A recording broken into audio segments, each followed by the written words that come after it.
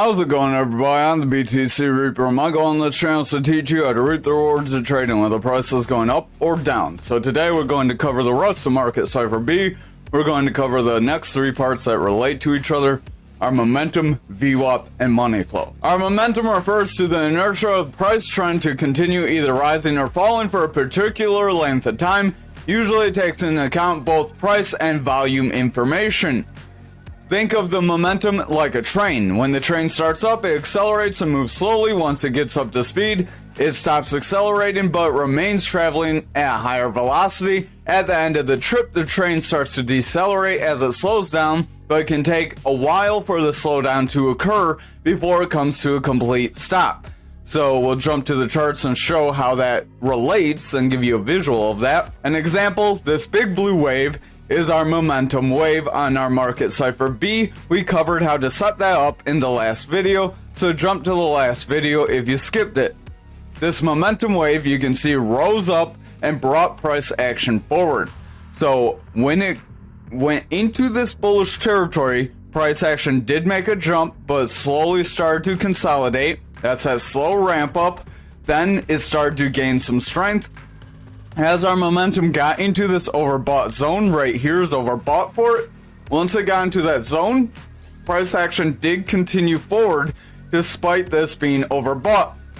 That does mean that while we are starting to decelerate, momentum still hasn't quite rounded off, and it will take some time for this momentum to start to round off because we will need some selling pressure to bring it down, like back here. So we had that selling pressure that brought our momentum wave down into that bearish territory. 0 for our momentum, VWAP, and money flow is the neutral area, unlike our stochastic and RSI, which is 30. 0 is our neutral. When we're above 0, we're bullish. When we're below 0, we're bearish.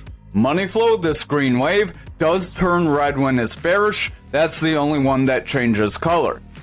Now we'll cover what this VWAP is and how that relates to our momentum wave. Our VWAP, or volume weighted price average, is a benchmark that represents the average price of a security that has traded throughout the day based on both volume and price. So our momentum used volume and price information. This helps show that volume and price in a more short term for our momentum.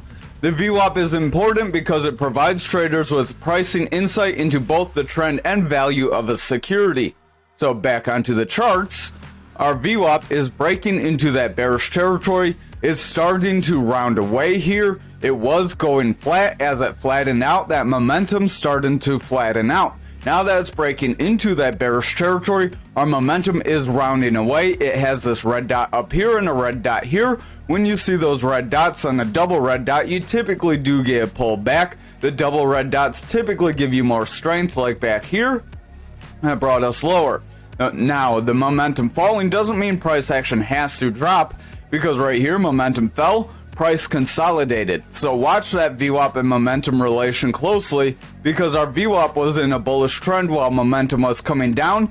Then our VWAP broke bullishly and it managed to bounce that momentum back up. But then it broke back into a bearish trend and tried to bring price down, and we had some other volatility going on.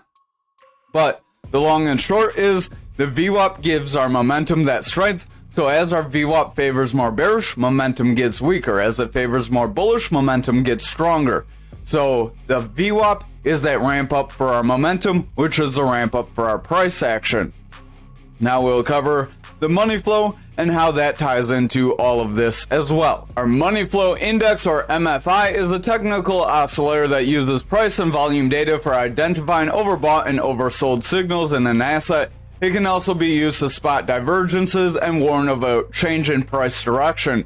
Unlike conventional oscillators like RSI, the money flow index incorporates both price and volume data as opposed to just price. That's why some people call MFI the volume weighted RSI. So we'll get to that on the chart. This money flow is this green wave. Again, it turns red when it becomes in a bearish trend. As our VWAP and momentum start to favor more bearishly, that volume price relation is getting weaker. That shows people are selling off the asset. Once this money flow breaks into a red bearish trend and it stays there, unlike back here where we manage to bounce back up, we do tend to see sell-offs. So if our money flow breaks near this bearish territory and that VWAP favors bearish territory, then we can get a drop somewhat like back here.